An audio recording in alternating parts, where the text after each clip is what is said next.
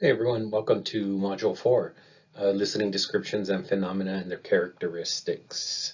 This should all kind of tie into your proposal development. So particularly the methodology part, we'll be focusing heavily on data collection. Also, I just want to apologize for me having posting this up a little bit later than I should have. Yeah, I just had to re-record it. But anyway, so thanks for your patience, and this is a short lecture, so I don't think you'll fall behind. So either way, thanks.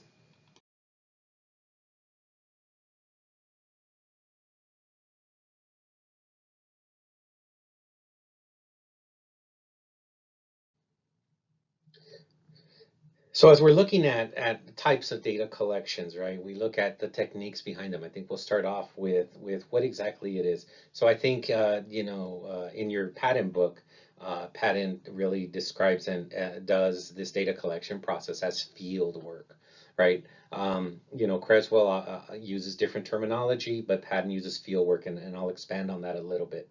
I think field work is probably a better the reason I'm more comfortable with using that descriptive is just because I think that's what we're doing, right? We're doing field work. That's what I do when I get out there. I think in general there's different types of field work, but I think just because the nature of this course is introductory, right? I think you as long as you walk away with knowing what observations and interviews are, I think you'll be good because I think that composes a big majority of data collection techniques in qualitative approaches, right? There's an observation piece, there's an interview piece in many of them. Um, so go, so think about it. Now I mean, think about that these two, but again, let me reemphasize that these are not the only ways to collect data, right? But however, these are the most common ones, and in most qualitative approaches, these two components are pretty common. So I think in general, when you observe, right? Observations, obviously, it's pretty self-explanatory, but however, it's not, it can be oversimplified. And I think a lot of what I've seen a lot of qualitative researchers doing is be a little bit unstructured when they go out there. Sure, it's okay to be flexible, but definitely not unstructured. Have a plan of action. You just can't go in something, and somewhere, it's something, and look at it and then say you're doing an observation.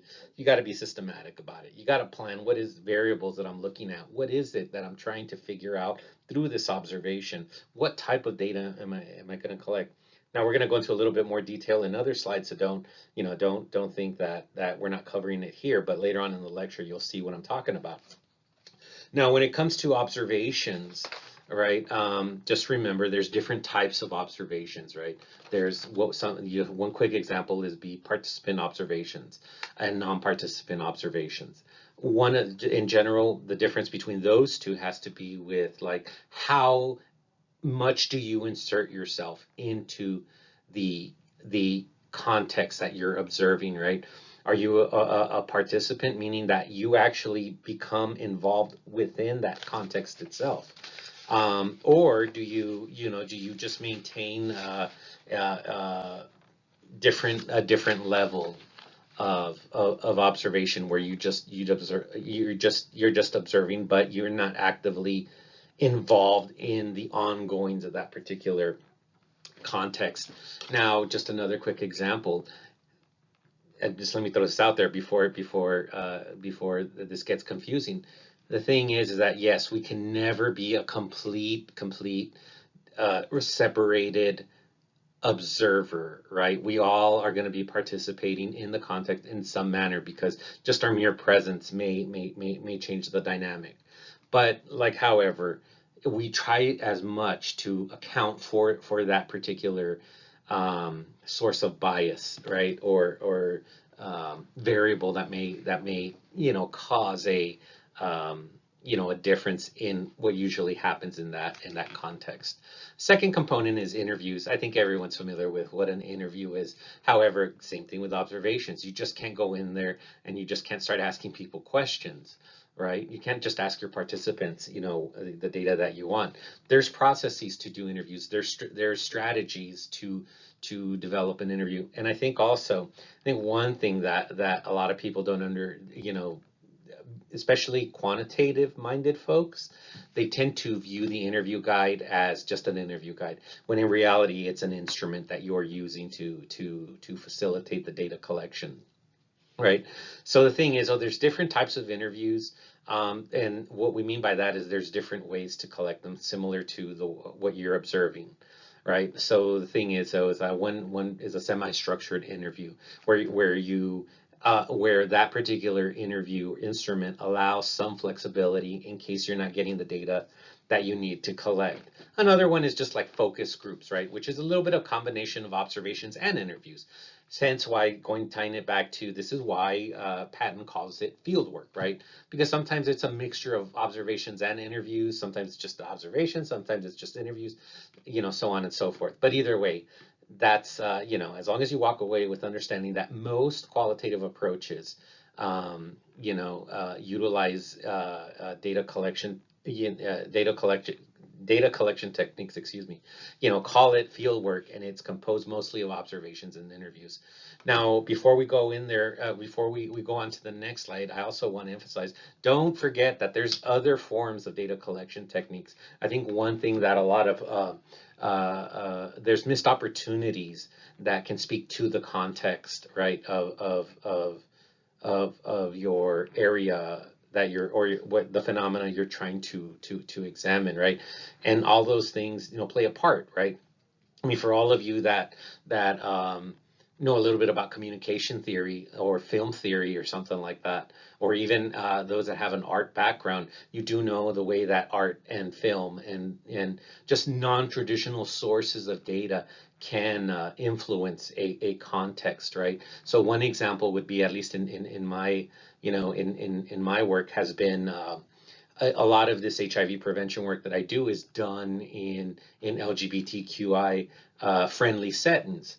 Right now, the thing is, though, is that where that is influential in the sense is, like, if you've noticed that sometimes they have like a triangle, right, a multicolored or rainbow triangle on their doors that usually say this is a safe space, right, or they've met criteria to be called a LGBTQI friendly provider, right? So that's an example of how artwork can influence what you're observing, right? Because if if it's doing what it needs to do, right, the symbol, right, that piece of art, the multicolored flag or triangle, you'll see that people will, from those communities, will more than likely going to utilize those providers versus one that doesn't have that type of symbol, right? And same thing with film, right? A lot of films, I think right now, one thing that we see, just the impact that works of art has on a society is really relevant, right? I mean, we see this in literature right now, in books and things like that. All across Texas, right? We have there's there's a movement, right, to um, determine the acceptability and appropriateness of certain books, right? And sometimes it's just in general, sometimes it's a context where kids have access to these books and stuff. So you can see that's just an example of just how these, like, items that we don't necessarily consider as very influential in our context really do, right? So as you're writing up your data collection techniques, be creative, be in the sense of think about all the aspects that could be influencing your particular phenomena of interest, right? And use, whatever type of fieldwork strategy to capture those components if they're relevant, right? Now, I think one thing that we do need to just briefly touch base on is that, so one thing about qualitative research, right, is sometimes it can be really expensive. So you need to think about all the aspects that you're going to, that you may not see as you're making your plans to set out and collect data, right, or to collect qualitative data. I think one thing that you all have become well aware is just the time factor that is needed for qualitative data. Sometimes you collect data at closer to your, what you set out in your initial timeline of your projects. Sometimes not.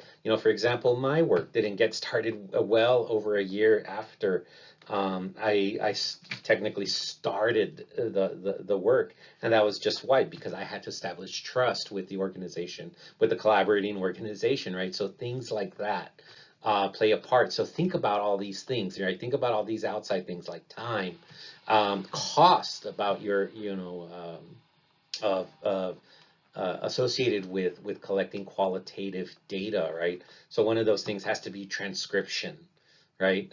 Interviews need to be transcribed. There are some more contemporary um, data analysis approaches, and we'll get into that when we get to the data analysis lectures. But just remember, so not everything is transcribed, right? And also, like I said in the other slide, sometimes you're just observing the interactions of certain things, right? That may have no transcript, but will require some form of data collection. And this is where we start using things like field notes, right, where we write thick descriptions or different levels of description about what's happening, right? So for example, in my work, right, where again, sorry to bring up my work so much, but I'm really just trying to make it relatable, right, and clear. But in my work, right, so I look at the interactions of individuals, right, amongst each other. So, I have a lot of field notes, right? So I say, like, well, one example would be one thing, this field work does is that if sometimes it's all I got to data collect, or to, for data collection, sometimes it just complements the interviews and stuff. So for example, going back to transcription, right, when you're hearing, the audio you've recorded, and then once it gets transcribed onto paper or document, you're gonna miss out a lot of the stuff that can't be seen, right? Such as those, like, well, the transcript isn't going to pick up that someone's tone changed, right? Or that distance between interview and an interviewee had grown or had diminished, so on and so, or body language, those kinds of things. That's why you still need a description piece that complements transcriptions as well. This is why, I think where I said earlier about, there's different ways to analyze data, right? And this is why, like, some of the belief behind using video, no transcriptions, only video to, for data analysis. But again, we'll get into that when we get to the data analysis stuff. So there's certain things that you're going to need equipment, right, that you may not, similar to the quantitative approaches, right? You're going to need certain equipment, right? Obviously, you're going to need, one example would be software, types of software. You're going to need, a data analysis type of software. The one I tend to use tends to be NVivo. And just an FYI, if you all do have qualitative projects, you do have access, because we now here at UTMB have a NVivo license, and but just let your instructors know, or I'm not sure what exactly the procedure is, but you can ask the IT people here at the School of Nursing to give you access. Normally with my students, I just send an email over to IT, and they fix them up pretty quick with a license and stuff. But here's the thing. Remember, I was going back to cost, right? Cost. If you decide to use other types of data analysis or qualitative data analysis software, they tend to be pricey. Some are free, some are like and I'm not sure what that term is called, but where you can download it. But like I said, just think about it. Think about what these costs are involved, what you have to do, the time factor, right? Transcription takes a long time. Nowadays, just with AI or just in general, you can have somebody transcribe your interview.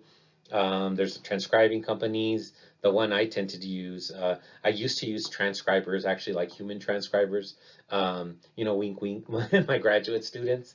But I'll be honest, I think that is probably the worst task I could assign anyone, because when I had to do transcribing, as a grad student, oh my gosh, I think it's the worst. It's probably the second worst task I've ever done in my life. So anyway, so I don't really recommend you doing it. There's some people that do this professionally. They can do it really quick. Like again, with AI, most AI out there, at least when it came to In Vivo started this service now where they actually transcribe your interviews, and spit it back into your folder, right, in your In Vivo account. Now the thing is, though, there are still some need for, when talking about transcribing, there is still some need for human transcribers, right? So, for example, there's been times where I've collected interviews at the border, and the thing is, AI really can't pick up Spanglish, right, or slang, right, English or Spanish slang either. So I have to get someone to transcribe that particular interview, and then I have to reread to make sure that it's been, that it was transcribed correctly and stuff. So think about, there's just other additional considerations that you're gonna, that you need to really be aware of, time, cost, supplies that you're gonna need, right? Granted, like supplies can go different,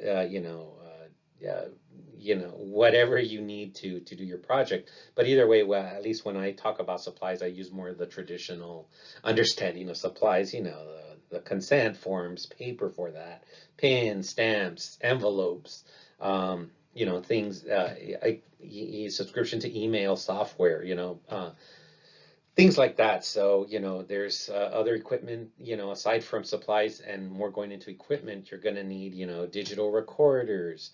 I don't recommend that you use stuff like, even though that the Apple, your iPhones, right? And I'm not very familiar with Androids, but anyway, so an iPhone can, does have voice recorder or whatever that app is.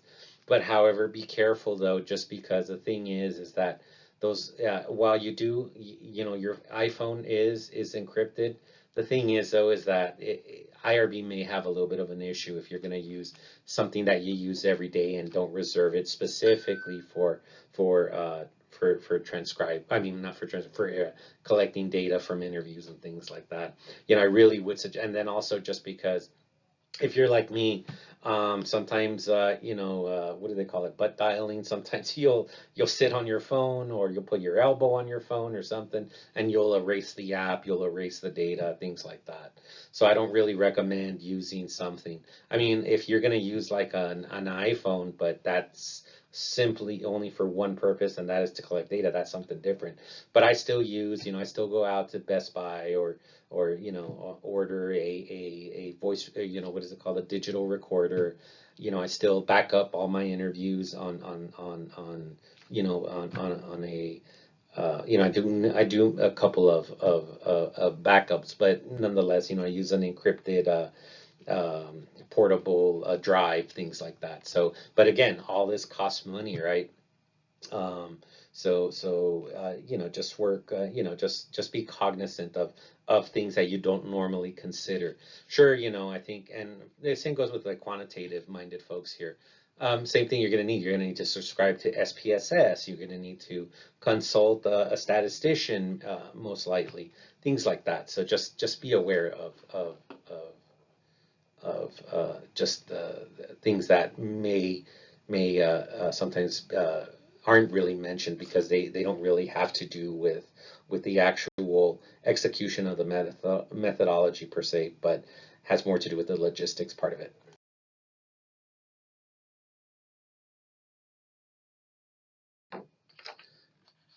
So now looking at more in depth or more in a little more detail, about what is field work, right, and what it consists of. Yeah, like I said, there's observations, there's interviewing.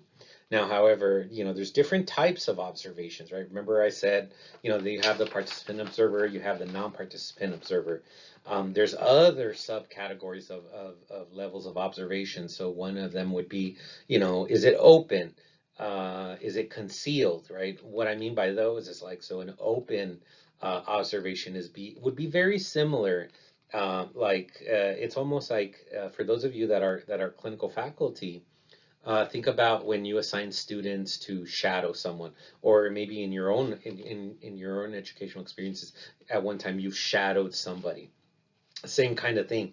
I mean, obviously, it will be within a research context, right? I mean, not every shadowing is done for research, but that's that type of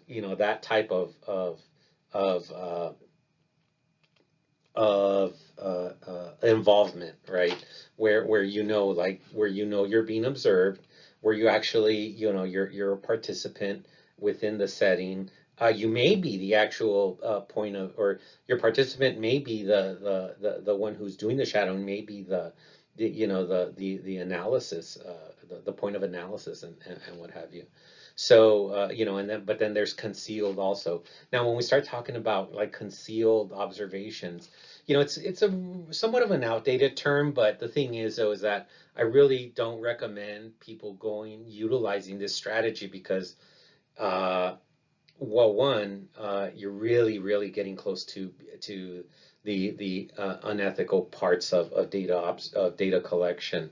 Now, I'm not saying that all concealed observations are unethical, but the thing is, you really have to be clear of what you're doing, because the thing is, though, is that you have to protect the confidentiality of your participants, right?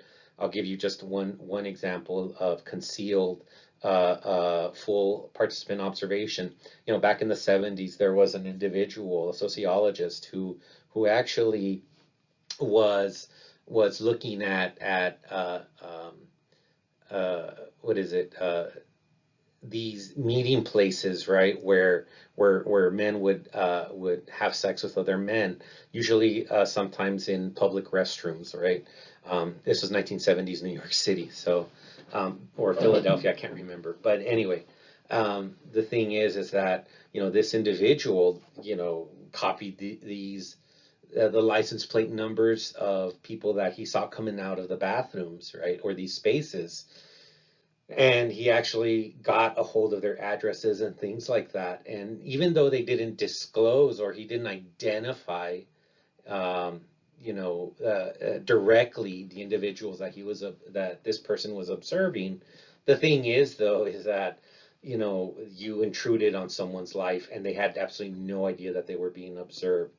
Whereas, so that's just one example of concealment that just went really, really wrong, um, for many, many different reasons. But anyway, so another thing would be is like, so in a way, I kind of also do some concealed observations, right? Where I am a non-participant observer, but I don't, hide myself that I'm observing. I'm not, so one example, a couple of examples would be in my work. I go to needle shooting galleries, right, where IV drug users, uh, um, inject their drugs. I go to see where sex workers congregate, and where they work at, right? But again, remember, I'm not, I everyone is well aware of my presence. And I'm certainly not there collecting notes, taking pictures. I'm just simply observing the day-to-day processes, right? I don't interfere with the actions. And luckily, I've never had to deal with any legal aspects of things. So, like, for example, even just like looking at at the actual exchange of money for sex or drugs, things like that. That's not my focus of interest, so I don't participate or I don't try to gain access to those contexts. But what I do try to get access is, how does the context play a part into this higher risk of HIV, right? So what is it? What's happening there? Are things that I'm observing are things like, do they share needles?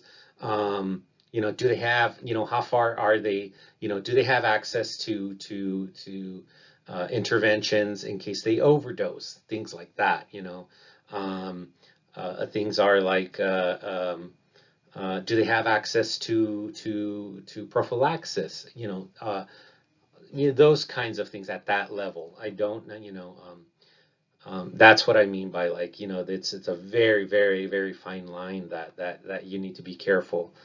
So I really don't recommend, being a concealed observer, right? But then also there's other types of observations, right? Where I just become part of the context itself, right? And what I mean by that is, so one thing that I look at in my work too is, like, how welcoming is a particular care or clinical setting. One thing I do is I just sit in the lobby and I observe. I look at, like, how are people spaced apart.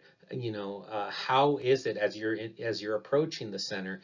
Does it look welcoming? Does it look, what are my personal takes on just the setting, right?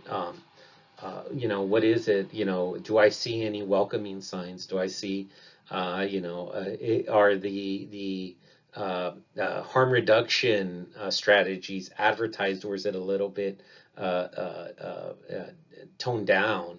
How's the interaction between the front desk and these individuals? Do individuals kind of become hesitant as they're getting closer to entering the context? Things like that, right? Now, there's, just to kind of talk about, finish talking about the dimensions of observations. So just remember, these dimensions can include, the space, right? Space involved, either be context or space between people, just the physical separations, or just the physical ongoings of a context. Who's involved, right? I think in my work, I call them, actors and nodes, right? But anyway, so it's participants, right? Who's involved? What are they doing? Yeah, activities. How long were they doing these activities for? What were they trying to accomplish, and did they accomplish it, right? Was there any data relevant to provide a observation of an emotion, of a feeling? Those are kind of some of the things that the dimensions of observations, right? Now, there's a couple of things involved when you're preparing for the observations, right? Remember, like I said, you just can't, like, on a whim go say, you know what, I'm going to go observe an HIV clinic, or just to see what's happening. No, I mean, there's a preparation piece. You got to know what you're looking at. Usually, when I say, how I kind of help myself in figuring out what I'm going to look at. I go back to always, like, existing literature, right? What are some of the things that other people have been measuring, right? What phenomena have people investigated, and is that phenomena occurring? So therefore, I kind of try to replicate that, right? And see if what I'm, the context that I'm in, if that phenomena is present, so on and so forth. So there's a lot of preparation for these observations. How long are you going to be there? Where are you going to sit? What type of observer are you going to be? Um, so I think with that, just real quick here, some of these post observation things, and I think this goes for both interview and observations. As soon as you finish, you always write down. You're obviously taking field notes in the observation, but you also, this is where you begin the process. If you do some, if you're doing, a anti-bias exercise like bracketing, this is the time to do it. You go back, you review the notes you've taken. That's what I do, right?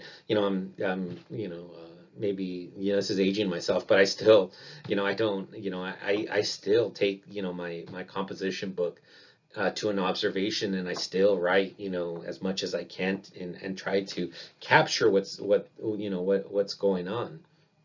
Um, there's so I think that's important, while it's still fresh in your mind. I'll be honest, when what I do really when I observe or I interview, the next opportunity that I have, because usually I have to go in and check in with my collaborators or something. But either way, as soon as I walk out from that observation, I literally go to the closest Starbucks and just sit and read what I just wrote, and try to keep memoing, and try to keep, just making sure that I'm getting as much as I can to help me understand the phenomena under examination, or under observation, right? Or examination. I think one thing though is that there are some challenges to observations, right? Sometimes, with everything, no matter what, you're going to make a difference in the day-to-day actions, because you're not a participant in that context. So I've noticed this too. When I remember the example I gave, when I sit in a waiting room of an HIV clinic, right? Or even in a shooting gallery, when I'm sitting there, people will look and like they'll see, okay, who is this person, right? Things like that. So unfortunately, though, we can't get away from that. But the thing is that sometimes it's not a real world type of observation, meaning where you're not participating in it. Some people will actually use like cameras and things like that to try to capture the day-to-day ongoings of a context. But either way, still, yeah, regardless of technology, there's still someone entering a context.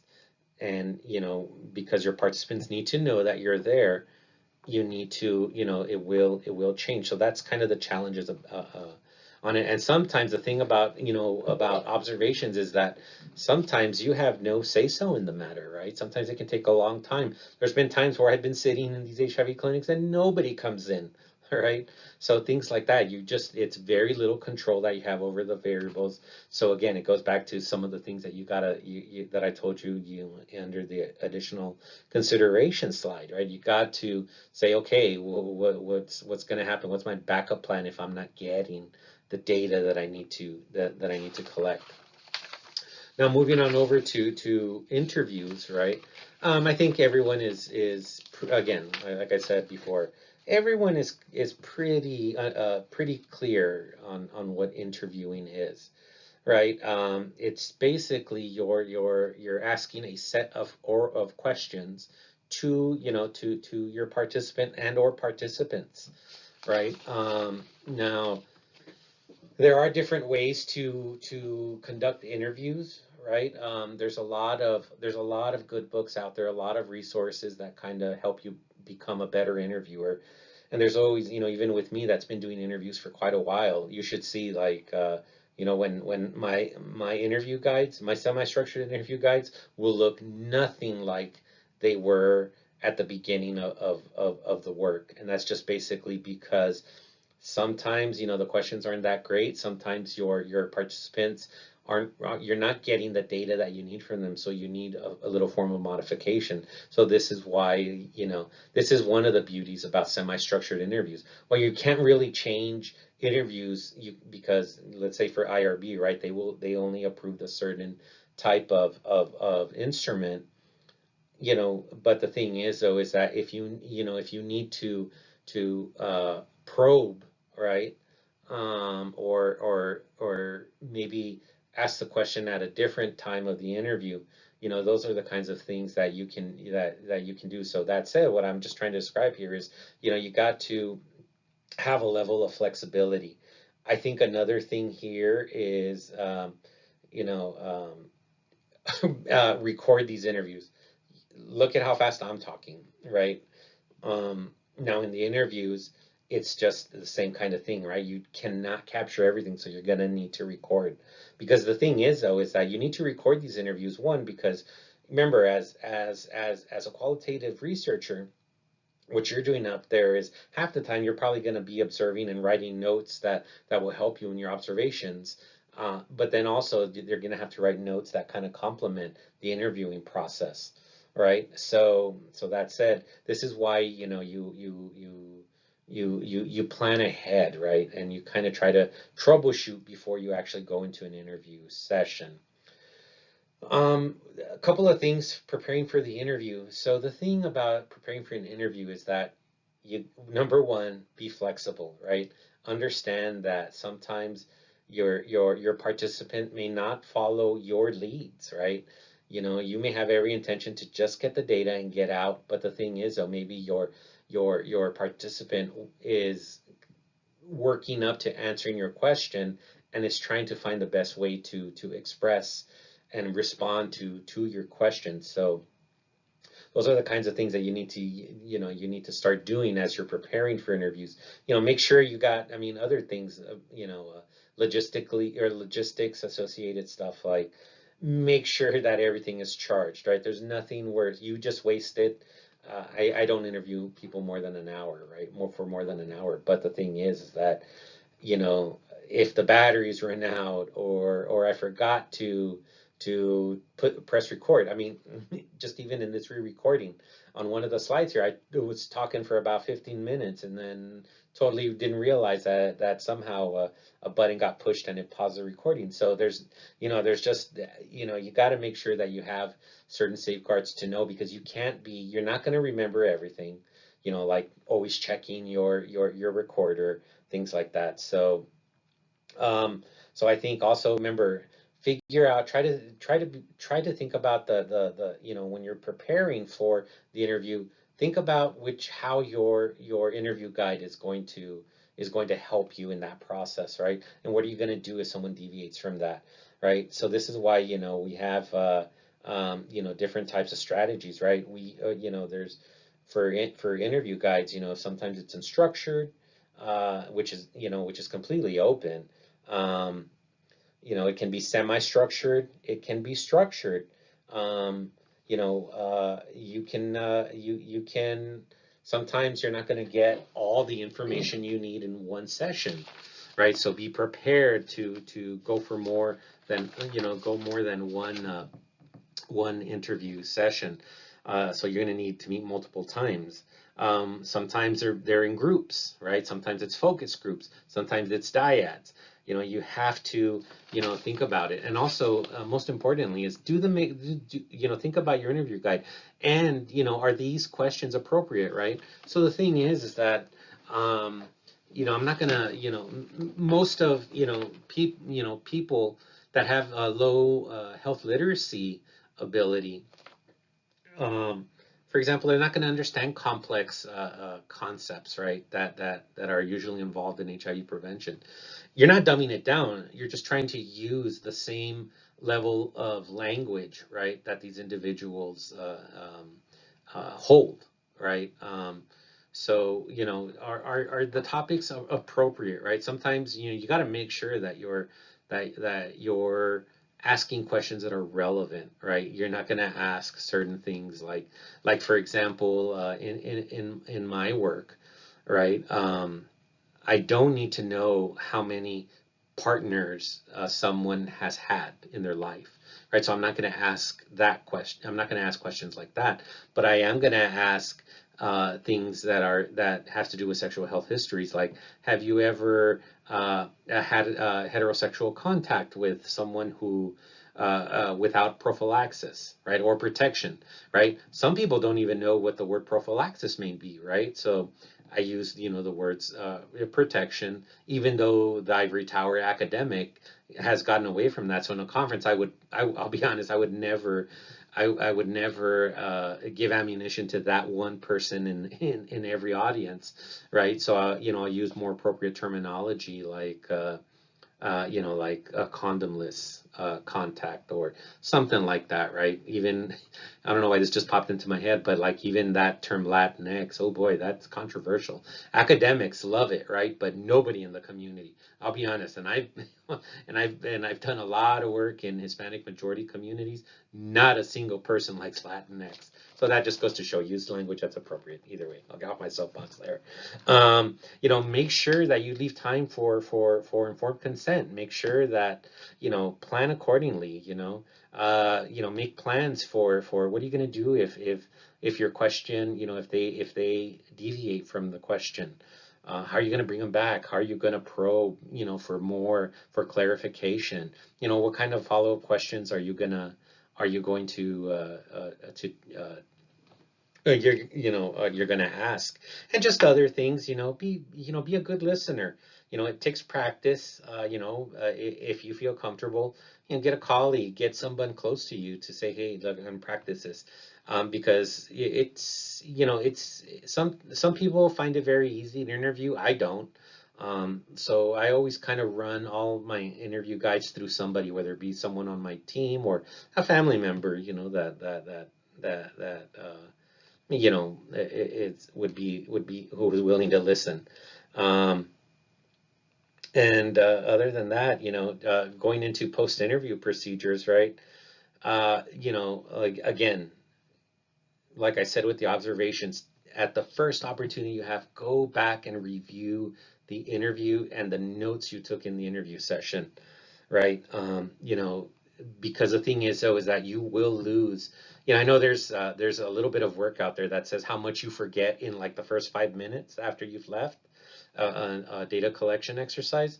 But so either way, summarize. What I do is I summarize my notes that I've taken. As soon as the interview's transcribed, or even before transcription, as I'm hearing the interviews, I start taking notes. I think the thing is, though, another thing is data management, right? And we'll get into this at the end. But the thing is that don't wait to even though you've done the initial work, you said like you do like I do, go to the closest Starbucks, start looking at what you've collected. Don't let it pile up, right? Because the thing is, though, is that all that good procedure that you did, and then you just kind of sit on it, and you come back to it a week later, you're gonna lose some of the memory that you have of that data collection. I think the thing about, just to kind of finish up this slide with limitations, right? Some of the limitations or challenges are, you're it's very limited, when it comes to who you're recruiting, right? And you're already limited because sometimes the people that you need to reach aren't going to want to be interviewed. So, for example, for a long time before I had an in into that community, right? I had a hard time getting access to sex workers or undocumented individuals. That's not the data that I was collecting was not representative of the type of data that I really wanted. I got the data that I needed, but it wasn't exactly from the individuals that I most needed it from, and that's the most marginalized, the most hard to reach populations. The thing is, though, is that every interview is going to be the same. There's even times where I've done follow-up interviews and I've kind of asked a follow-up question to a previous interview, or even in the same interview, I'll ask a follow-up question later on in the interview, and I get a completely different answer. So the thing is, that there's poor replicability in interviews, and again, it's limited to your own skill set, right? So that's the thing, is that sometimes, like me, right? Like that's why I always take a team member with me, because I feel like I'm a poor interviewer, right? I mean, I've done it, and I've done it a couple times that I feel comfortable enough, but yet, I still, I recognize that there's always room for improvement. I'll be very brief on this slide. I think it's worth including. There's a nice little chart out there, and I forgot where I got this chart from. It's not my work, but as soon as I find out, I'll definitely give you the source of it. But either way, so there's as you're looking at interview questions, right? Remember, as you're preparing your interview guide and trying to write up some good questions, um, there's different categories of questions, right? There's, the in this particular slide, you have there's stages, right? How are you going to open up the interview, right? What are some of the so what are, how are you going to introduce the topic? How are you going to transition from different components of the data collection? What are some of those key questions, right? The stuff that you really need to capture, right? The phenomena under examination. What are some of the key strategies and key questions that will help you make sure you gather that data, and then just also ending and final questions. Just real quick here, I think one exercise that I do is I always call it a brain warming exercise, right? So the thing is, so I always ask my participants to think about what they did 24 hours before they sat with me, and I always ask them, describe what yesterday was, from the time you woke up to the time you went to bed. And the reason I do that is just because I use that. Well, I mean, it does provide insight into what their typical day is like. So it's not really a wasted opportunity. But however, it's also, the purpose is to get them in the zone, right, of remembering. Because in my interviews, right, there'll be a lot of sexual health history and behavioral decision making that need to be remembered in order for me to capture the data that I need.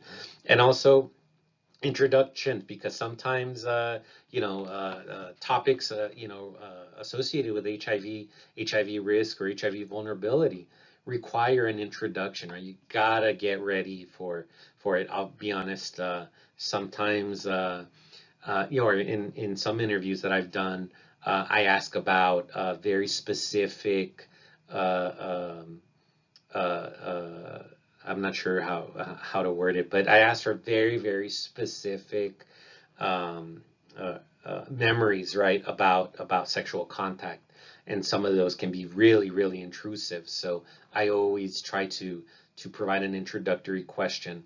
And also the thing is, so you got to be, and just for transition, because you only have that 1 hour and you're trying to capture all this data. So, so make sure that you have a a good transition question to kind of let your participant know that, okay, you're going to ask a different set of questions now, because I think doing that prevents this tangential um, uh, you know response from the participant. It kind of gets them, again, I like saying that, in the zone, but it kind of gets them going and moving on with the interviews. So I think, and the other parts you can just kind of read. They're pretty self-explanatory. Now I will say, though, there's different types of interview questions. And again, there's a lot of resources out there that help you determine what type of interview question that you have that you haven't, either that you've written or that you need help formulating. Some of those are, I think some are come into crossover into our everyday lingo, right? So hypothetical questions, provocative questions, interpretive questions, grand tour questions, knowledge questions, mini tour questions, or example questions, right? Some of those, so there's different types of questions.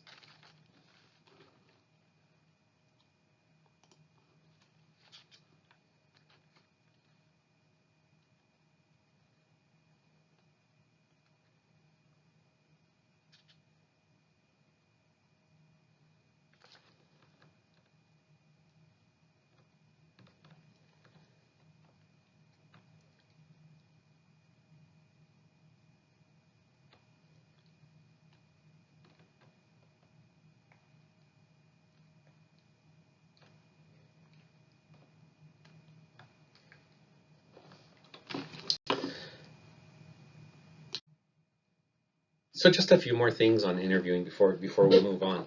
So I think one thing, always remember that the purpose of interviewing, right? And the purpose of the interview is, you're trying to capture how that individual sees the world around them, and or the group that's in front of you, right? In the case of focus groups, you're trying to capture how they see the world and how the phenomena of interest, right, is played out in that particular description. It's not just so much of trying to capture a variable, right? Or to get enough info on phenomena of interest, right, in order so you can figure out what variables are at play. Well, yes, that is a part. That's really not the focus of interviews. Remember, the interview is reflective of what the individual does and interacts, or how they are in that particular context. Now, again, I think I've spoken about flexibility, right? Degree of flexibility. And again, this is just really, that really is a strategy to help you bring that individual back, the participant, the interviewee back into, into the question that you need answered, right? But again, the thing is that there's different levels of flexibility, right? So there's high degree of flexibility, and also, low degree of flexibility, right, where you really don't have too many options. So one thing I remember I was saying in the previous slide about how sometimes there's just real sensitive topics, right? So I need a high degree of flexibility in that particular aspect of my interviewing, right? Because the thing is, though, is that they don't want to answer that question for whatever reason, but yet I don't want to give up that opportunity to try to capture the phenomena of interest. So this high degree of flexibility allows me to ask the question again, but in a different manner. And again, this goes back to being to have planned ahead that this might have happened, or that this will happen, right? So again, it really all has to do, this is where you tie in interview prep with the actual doing of the interview, right? So, so how are you going to be able to walk out and get the data that you need? Whereas a low flexibility, sometimes you just, whether it's a time factor or you just can't, because of that potential to try to deviate, or that potential that you may come away or move away from what you really need to do, or or moves you away from the phenomena of interest. So therefore, it requires to have a low degree of flexibility, right? And sometimes, sometimes you you do have a good basis, right? A good level of knowledge about the phenomenon of interest, or the existing evidence is pretty well developed, so you don't really need to start from the get-go. You have something to work with, right? So it can be a little bit more focused. So therefore, the questions on the interview guide would be those that are less flexible, right? So for example, we all know what social determinants of health are. We all know how that plays a part in my work, right, about HIV prevention, and how social determinants of health play a part of that. So I don't need to ask about very specific items that's already, where there's a good amount of information already out there on that. But what I do need is, I need that very specific things.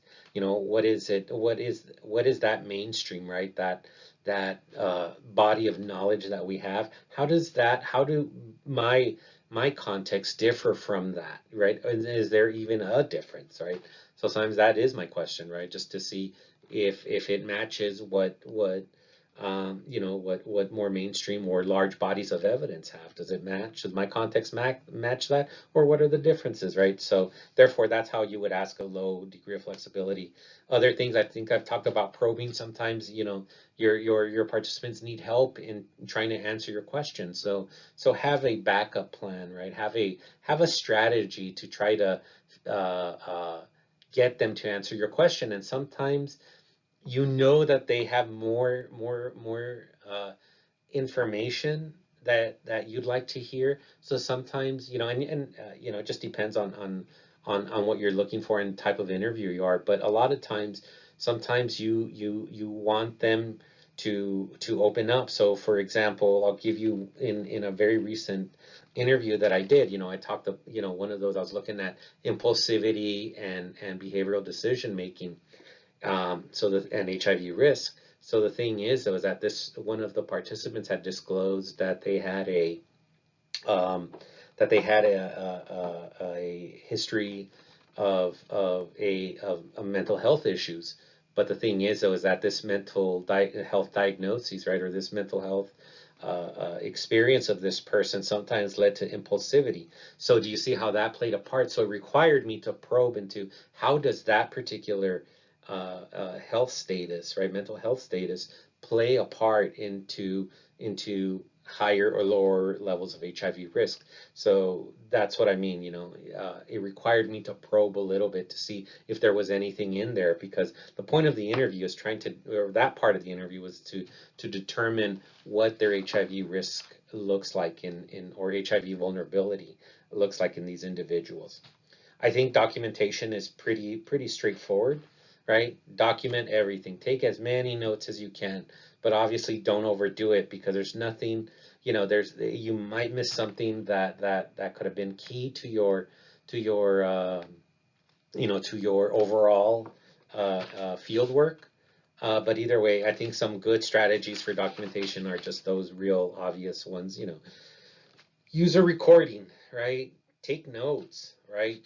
While you're doing in your note taking, what I always do as well is I put timestamps on it, all right? So I can go back and look at or hear the recording, and see, oh yeah, so this was, when did the tone change, right? And what was going on with that? So and a timestamp I put, 30 minutes into, or 31 minutes and 40 seconds into the interview, they started getting a little bit, their voice started to become a little bit more softer, right? So the thing is, though, is that they were talking about, they could have, maybe something happened in their past that kind of led to that. So that's very, document those kinds of changes. Um, and again, with everything, as soon as you walk out, go and look at stuff. Go and review your notes and the data you've collected. And lastly, just saturation. So the thing in general, saturation can mean a lot of different things to a lot of different people. But either way, the Creswell and the patent books, basically, saturation is your endpoint, right, to your data collection. It's when the data don't provide anything new to the phenomena under investigation, right? Basically, in a nutshell, it's everybody is saying the same thing and not adding, in your interviews, your observations are just not adding anything new. So therefore, that's the end point. There's different ways to measure that, but either way, that's just no new themes are being extracted from the data collection experience.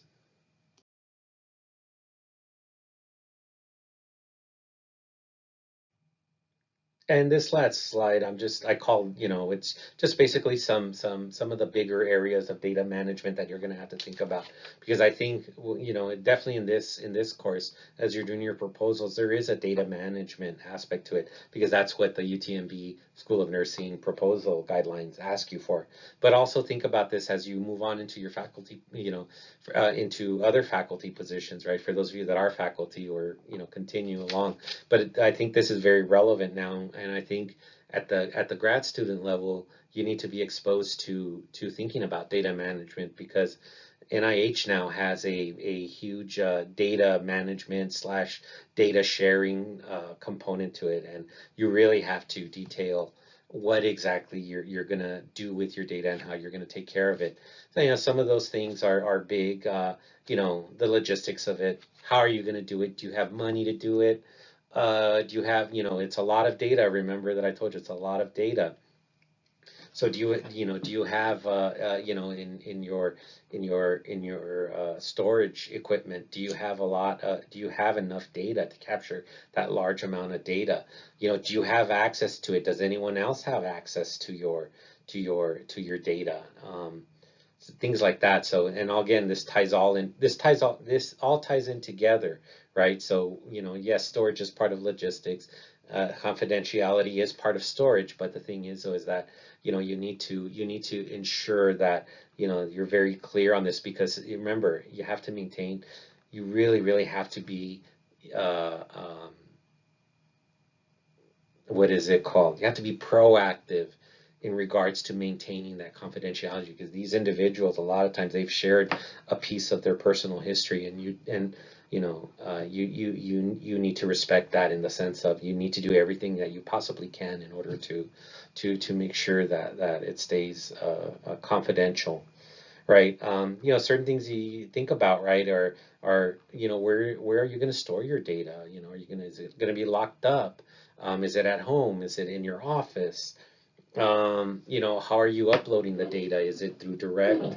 You have to essentially, insert a flash drive or something to, and upload it to a cloud system, things like that. Is the cloud system encrypted enough? How are you doing it? Some people will actually, I know a friend of mine, after, the way that I go to Starbucks, my friend, a good friend of mine, she uh, she actually calls there's some sort of encrypted connection. I don't know how she does it, but either way, that's her debriefing, right? She calls it debriefing of her interview, and she actually calls and leaves like a voicemail or however, whatever, whatever's picking up on the other end. But either way, but she ensures that it's confidential, that it's not a misdial number or anything like that. And she never, and thing is though, is that this goes into, because I asked her like, well, what if you say your someone's name and they find out who your participant was, things like that. She goes, oh, no, no, no, no, no. She just it's just general notes. But this ties into what I was going to say about, have a plan for de-identifying, because the thing is that, for example, after every interview, with that process of as soon as, my first, the first opportunity that I have, kind of stuff that I've been talking about, one of those is actually how I de-identify data. So sometimes in the interviews themselves, people will disclose where they live, or they disclose the places that they work at or that they frequent, things like that.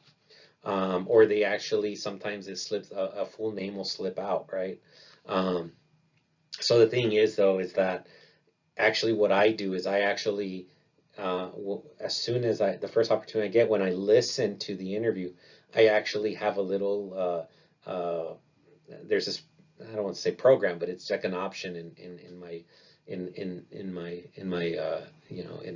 Vivo, where I actually cut or snip out that little part that's identifying, right? Actually, if you ever hear any of my, if you ever come work with me on any of my projects, and if you hear a transcript and you hear like a beep, like on TV when they say a curse word or something, that's essentially what I do too. I beep it for X amount of seconds or milliseconds or however it is. And that's even before I send it out for transcription. I always make sure that everything is de-identified as much as possible, right? Because you owe it to your participants, right? You owe they've trusted you with this, with sharing an experience with you, so you have to do everything you can because they've trusted you with it, and it's ethically right, if there's such a thing as ethically right. But ethically you are responsible for it too, and yeah, you have, they depend on you for that. And again, this is just what I've shown before. Hopefully after today's, or after this data collection lecture, you can kind of start seeing how this process, right, this algorithm starts to work, right? So think about everything that you've learned in the past couple of weeks, and it's time to, think about how all that you've been picking up fits into this algorithm, right? This inductive logic of research, right? So the thing is, though, is that granted, we're not quite at the, top or bottom, or however you want to describe this particular figure.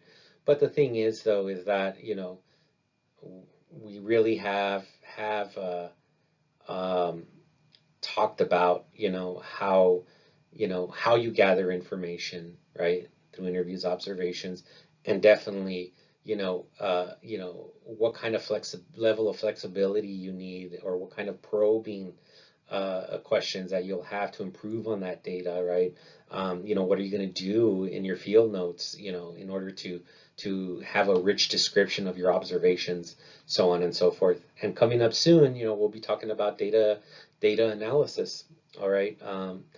But again, I think with this, I think you may have pretty good idea of how to put that draft proposal together. So just keep on working, and as always, reach out if you need anything.